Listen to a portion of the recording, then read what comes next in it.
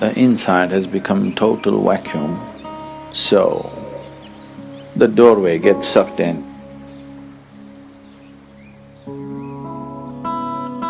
Another way of opening the third eye is you contain everything inside. The first way of doing is the best way of doing.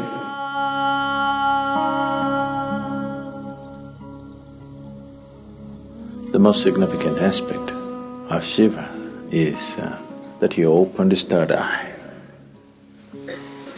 All the other things, he danced, he meditated, married twice, did so many things, that's not the thing. He opened his third eye. It's only for that we remember him even today. For that, even today, after thousands of years, we still bow down to him. Because there is no substitute for knowing. There is no substitute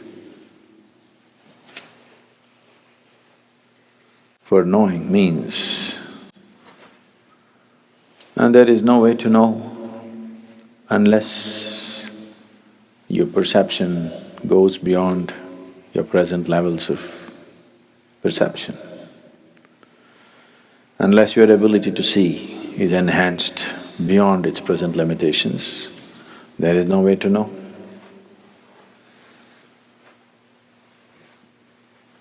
To know is to be free. So, Shiva is significant for us not because he's wrecked in Himalayas, not because he played with snakes, not because of this or that, because he opened his third eye. He perceived what most human beings fail to perceive. What is unseen for a large segment of humanity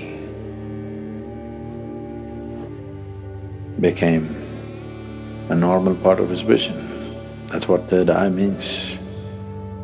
So people say, when Shiva opened his third eye, it was a fiery process, fire came out of it. Why they're saying fire is because within himself, he burnt everything that he thought mattered to him. He became like a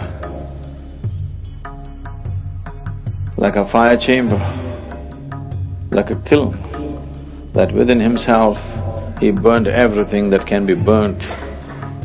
And then from every pore of his body, instead of sweat and blood coming, ash came out. Why? Shiva is always depicted as ash smeared. He didn't go about smearing ash. Ash came out of his pores. This is to indicate that he has burnt it all. He has burnt every shred of ignorance, everything that one believes as true, he burnt. Because he burned everything and everything became ash, then this opening of the third eye could not be denied to him. When it opened, people saw fire because the inner chamber was burning. There are two ways of opening the eye.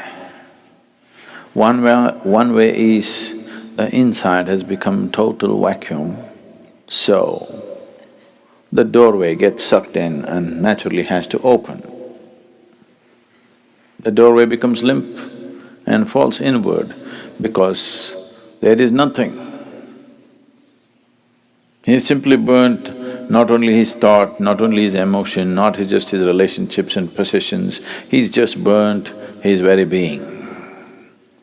The individual being is completely burnt out and there's a total vacuum, so the door fell inward and it's open.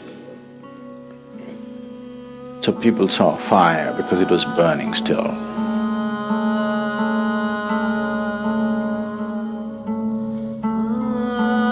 Another way of opening the third eye is you contain everything inside. Everything is contained. You did not find any expression for your thought, any expression for your emotion, any expression for anything. You could not even utter a word.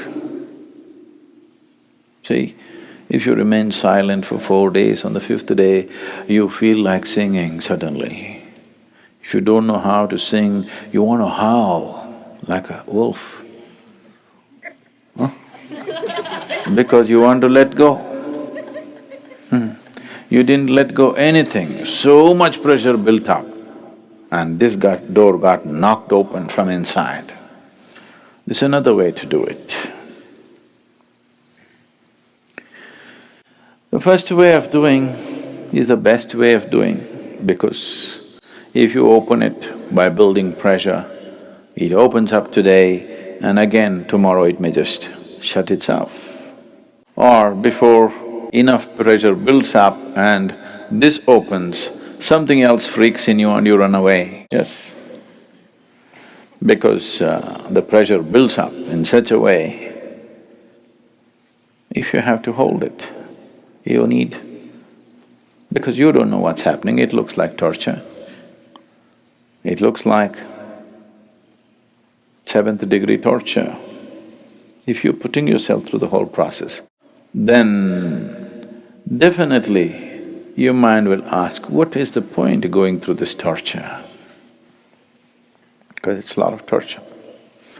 Not letting a single thought find expression, not letting a single emotion find expression, not uttering a single word, not finding expression to a single opinion that arises in your mind, single idea that arises in your mind.